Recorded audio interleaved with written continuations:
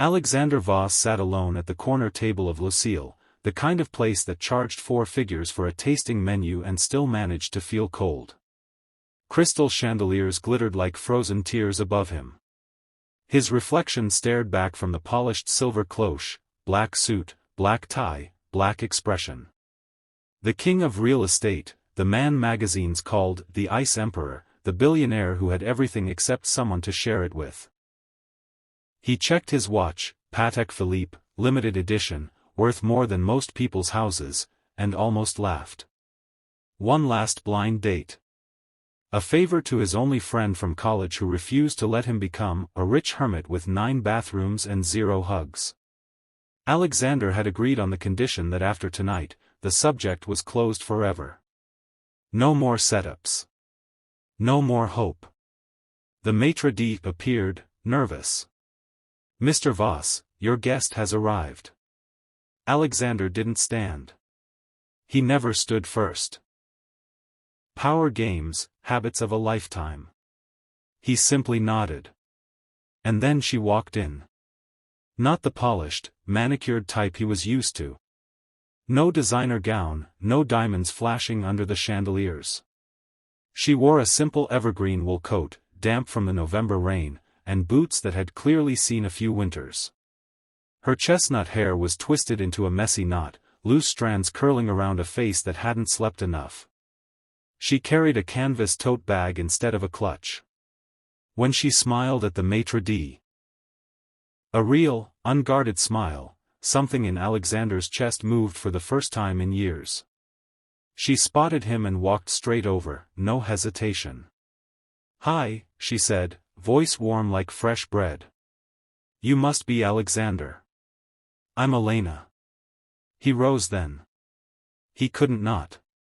She shrugged off her coat herself, no waiting for staff, and underneath was a soft gray sweater and jeans. Simple. Human. She smelled like rain and vanilla. "I'm sorry I'm late," she said, sliding into the chair opposite him. The subway stalled between stations for 40 minutes. Classic Friday night. Most women he dated would have sent a helicopter. Elena just laughed at the universe and sat down. The waiter hovered. Alexander started to order his usual, still water, no lime, but Elena beat him to it. "Could I get a hot chocolate please? With extra whipped cream if it's not too much trouble." She glanced at Alexander. "Unless that's against restaurant rules here. I've never been anywhere this fancy." The waiter blinked, recovered, bowed, and left. Alexander found himself staring. "Hot chocolate? It's freezing out there, and I walked 20 blocks because the bus never came. Comfort first, sophistication later." She grinned. "You look like you were expecting someone else." "I was," he said honestly. Her smile faltered for half a second, then returned twice as bright. "Well, I'm what showed up. If you want to call it a night, I totally understand. Blind dates are brutal." Something twisted inside him. The idea of her leaving, of this strange, warm creature disappearing back into the rain, felt suddenly unbearable. "No," he said, too quickly. "Stay." They ordered. He let her choose half the dishes because she actually read the menu like it was a love letter instead of a status symbol. When the first course arrived, some microscopic quail egg thing balanced on edible dirt, Elena poked it suspiciously. "Is this food? Or modern art?" He laughed. Actually laughed. The sound startled both of them. Conversation should have been impossible. Their worlds didn't touch. He owned half the skyline outside the window. She taught 3rd grade in Brooklyn and lived in a 4th-floor walk-up with a cat named Mr. Darcy. He flew private. She collected subway tokens in a jar to cash in for groceries. He hadn't taken a day off in 8 years. She cried every June when her students moved up to 4th grade. But she talked about her kids like they were small galaxies, and when she described little Jamal finally learning to read his first full sentence, "Look, the dog can jump," Her eyes filled with tears she didn't bother hiding. Alexander, who negotiated 9-figure deals before breakfast, found himself leaning forward, hanging on every word. He told her things he had never told anyone. How his mother died when he was 12 and his father sent him to boarding school 2 weeks later. How he built an empire to prove he was worth keeping. How sometimes he stood on the terrace of his penthouse at 3 a.m. and felt like the loneliest person on earth. Elena listened without pity. She just nodded, like loneliness was a country she'd visited too. Dessert came, some deconstructed cheesecake that looked like a crime scene. Elena took one bite, closed her eyes, and moaned softly. Alexander forgot how to breathe. "Okay," she said, opening her eyes. "That is ridiculous. I take back every complaint." He wanted to kiss her right there in front of the horrified sommelier. Instead he paid the bill, an amount that could fund her classroom for a decade, and asked if she wanted to walk. It was still raining. "I don't have an umbrella," he admitted. "I do." She pulled a tiny foldable one from her tote, bright yellow with cartoon ducks. "But it only fits 1.5 people. We'll have to share." They stepped into the rain. He held the ridiculous umbrella while she tucked herself against his side, her shoulder brushing his chest. The city blurred around them, taxi horns, neon, wet pavement reflecting 1,000 lights. Her hair smelled like vanilla and rain. Halfway down the block she stopped. "Alexander." He looked down. Her face was serious now. "I need to tell you something." His stomach dropped. Here it comes, the catch. She was married. She was dying. She was a reporter. "I looked you up on the train," she said. "I know who you are. I know your worth, a lot. And I know tonight was supposed to be your last try at this whole dating thing." She took a breath. "I'm not in your league. Not even the same sport.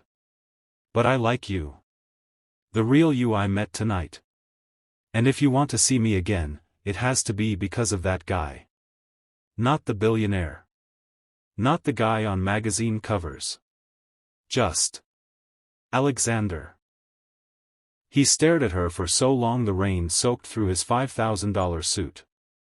Then he did something he hadn't done since he was 7 years old. He cried. Not dramatically. Just quiet tears mixing with the rain on his cheeks. Elena reached up and brushed them away with her thumb, the way she probably comforted her students when they fell on the playground. "I'm still me," he whispered. "I never stopped being scared." She stood on tiptoe and kissed him. Soft, sweet, tasting like hot chocolate and hope. 3 months later. The headlines screamed. Ice Emperor melts, Billionaire Voss spotted holding hands in Brooklyn. Alexander Voss's mystery woman, who is the teacher who stole his heart? His board of directors panicked. Investors whispered. The tabloids camped outside her school. Alexander offered solutions money could buy: private security, a new apartment uptown, paparazzi payoffs. Elena refused them all. "I'm not hiding," she said. "And neither are you." So he did the scariest thing he'd ever done. He showed up at her classroom on a random Tuesday with grocery bags full of art supplies her kids had been begging for. 23rd graders went berserk.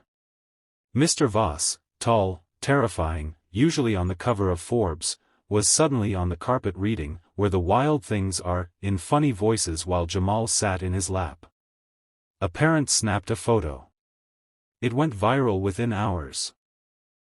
The cold millionaire CEO surrounded by 8-year-olds, crown made of construction paper on his head, laughing so hard he had tears in his eyes. The world saw a different man. But the real battles came later. His father, distant, disapproving, dying of cancer, called him to the Hamptons estate for the first time in 15 years. "You're throwing away everything I built," the old man rasped from his hospital bed. "For some schoolteacher?" Alexander stood at the window, watching waves crash against the rocks. "No, Dad," he said quietly. "I'm finally building something you never taught me how to have." He took Elena to meet his father the next week. The old man took one look at the way she held Alexander's hand, steady, unafraid, and something cracked in his face. He died 3 days later holding his son's hand for the first time since the funeral when Alexander was 12. Elena was there through all of it. She never asked for a thing. She still took the subway. She still graded papers at 1 a.m. with Mr. Darcy on her lap. When Alexander tried to buy her a Birkin bag, she laughed so hard she cried and asked if he could just buy new crayons instead. 1 year later. The same restaurant. Lucille. Same corner table. Only this time Alexander was nervous. He'd closed 3 deals that week, stared down hostile takeovers, and none of it made his palms sweat like this. Elena walked in wearing the same green coat, though now it had a tiny embroidered duck on the pocket, his doing. She still smelled like rain and vanilla. He stood before the maitre d' even reached them. "Hi," she said, smiling. "You look terrified." "I am." She tilted her head. "Why?" He dropped to one knee. The entire restaurant went silent. "Elena Marie Carter," he said, voice shaking, "you crashed into my life on the worst night I'd had in years and made it the best one. You taught me that real wealth isn't counted in zeros. It's counted in the number of times someone makes you laugh when you forgot how. In the way you look at a kid who can't read yet and see a future president. In hot chocolate on a rainy night and yellow duck umbrellas and holding my hand when I didn't deserve it." He opened the box.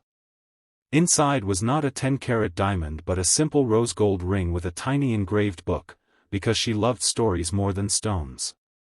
"Marry me," he said. "Not the billionaire. Not the CEO. Just me. The man who is finally learning how to be human because you never gave up on him." Elena was crying so hard she could barely speak. "Yes," she whispered. 1,000 times yes. He slipped the ring on her finger. The restaurant erupted in applause. Someone's phone flash went off. Tomorrow it would be everywhere. But tonight it was just them. Later, walking out under that same ridiculous duck umbrella, Elena stopped and looked up at the sky. "The first night we met," she said, "I prayed on the subway. I was so tired of being alone. I asked for someone who would see me.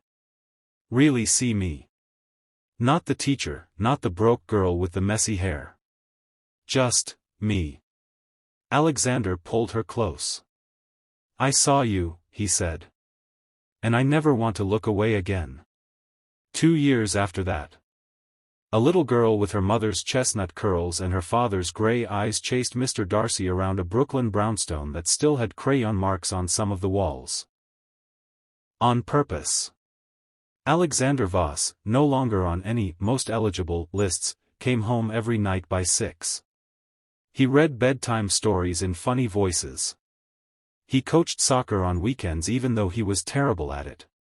His company thrived because for the first time he led with something besides fear. And on quiet evenings, when the city sparkled outside their window, he and Elena would sit on the couch under a blanket that cost less than his old tie, drinking hot chocolate with extra whipped cream. Sometimes she teased him. "Still think blind dates are a bad idea, Mr. Ice Emperor?" He kissed the top of her head.